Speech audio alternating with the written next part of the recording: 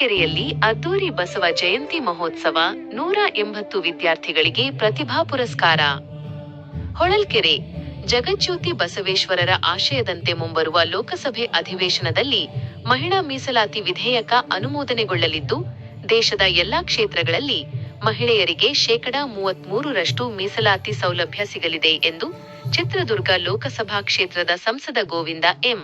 ಕಾರಜೋಳ ಭರವಸೆ ನೀಡಿದರು. ಪಟ್ಟಣದ ಸಂವಿಧಾನ ಸೌಧದಲ್ಲಿ ಮಂಗಳವಾರ ಅಖಿಲ ಭಾರತ ವೀರಶೈವ ಮಹಾಸಭಾ ಹಾಗೂ ವಿವಿಧ ಪ್ರಗತಿಪರ ಸಂಘಟನೆಗಳ ಸಂಯುಕ್ತ ಆಶ್ರಯದಲ್ಲಿ ಆಯೋಜಿಸಲಾಗಿದ್ದ ವಿಶ್ವಗುರು ಜಗಜ್ಯೋತಿ ಬಸವೇಶ್ವರರ ಜಯಂತಿ ಮತ್ತು ಪ್ರತಿಭಾ ಪುರಸ್ಕಾರ ಕಾರ್ಯಕ್ರಮವನ್ನು ಜ್ಯೋತಿ ಬೆಳಗಿಸುವ ಮೂಲಕ ಉದ್ಘಾಟಿಸಿ ಅವರು ಮಾತನಾಡಿದರು. 900 ವರ್ಷಗಳ ಹಿಂದೆಯೇ ಜಾತಿ, ಧರ್ಮ ಮತ್ತು ಕುಲ ಕಸಬುಗಳ ಹೆಸರಿನಲ್ಲಿದ್ದ ಶೋಷಣೆಯನ್ನು ಮುಕ್ತಗೊಳಿಸಿ, ಲಿಂಗ ತಾರತಮ್ಯವಿಲ್ಲದ ಸಮಸಮಾಜವನ್ನು ಬಸವಣ್ಣನವರು ನಿರ್ಮಿಸಿದ್ದರು. ಅವರ ವಿಶ್ವಮಾತೃತ್ವದ ಚಿಂತನೆಗಳು ಇಂದಿಗೂ ಸಾರ್ವಕಾಲಿಕ ಮಾದರಿಯಾಗಿವೆ. ಜಾತಿರಹಿತ ಸಮಾಜದ ನಿರ್ಮಾಣಕ್ಕಾಗಿ ಶರಣರ ತತ್ವಗಳನ್ನು ಪ್ರತಿಯೊಬ್ಬರೂ ಮನೆಯಿಂದಲೇ ಮಕ್ಕಳಿಗೆ ಮನನ ಮಾಡಿಸಬೇಕು.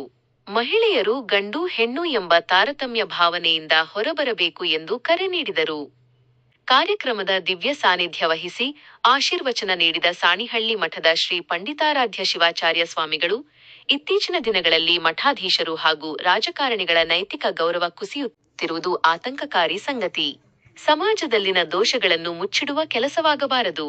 ಭಕ್ತರು ಸ್ವಾಮೀಜಿಗಳನ್ನು ಹಾಗೂ ಮತದಾರರು ರಾಜಕಾರಣಿಗಳನ್ನು ಪ್ರಶ್ನಿಸುವ ನೈತಿಕ ಗುಣ ಬೆಳೆಸಿಕೊಂಡಾಗ ಮಾತ್ರ ಮೌಲ್ಯಗಳನ್ನು ಉಳಿಸಲು ಸಾಧ್ಯ. ಗುರು ಶಿಷ್ಯರ ಬಾಂಧವ್ಯ ಪರಸ್ಪರ ಗೌರವ ಮತ್ತು ಭಯದಿಂದ ಕೂಡಿರಬೇಕು ಎಂದರು.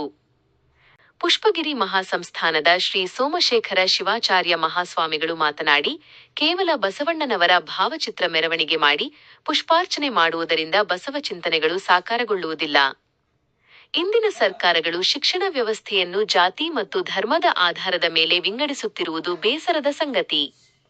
ಶಾಲೆಗಳಲ್ಲಿ ಜನಗಣಮನ, ವಂದೇ ಮಾತರಂ ಹಾಗೂ ಶಾಂತಿಯ ತೋಟದ ಸಂದೇಶ ಸಾರುವ ಜಾತ್ಯತೀತ ಶಿಕ್ಷಣ ನೀಡಬೇಕು ಎಂದು ಕಳಕಳಿ ವ್ಯಕ್ತಪಡಿಸಿದರು.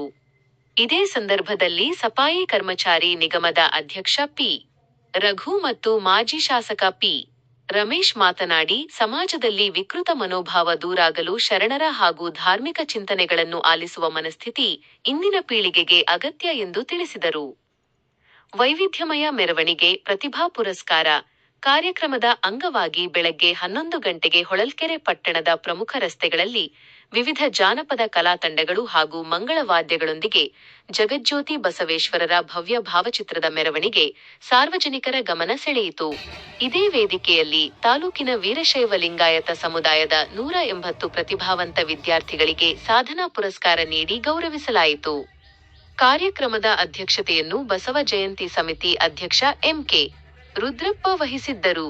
ವೀರಶೈವ ಮಹಾಸಭಾ ಅಧ್ಯಕ್ಷ ಪ್ರಭಾಕರ್ ಮಾಳಿಗೆ ಪ್ರಾಸ್ತಾವಿಕವಾಗಿ ಮಾತನಾಡಿದರು. ವೇದಿಕೆಯಲ್ಲಿ ಪ್ರಮುಖ ಮುಖಂಡರಾದ ಎಚ್.ಟಿ. ಹನುಮಂತಪ್ಪ, ಎಸ್.ಆರ್.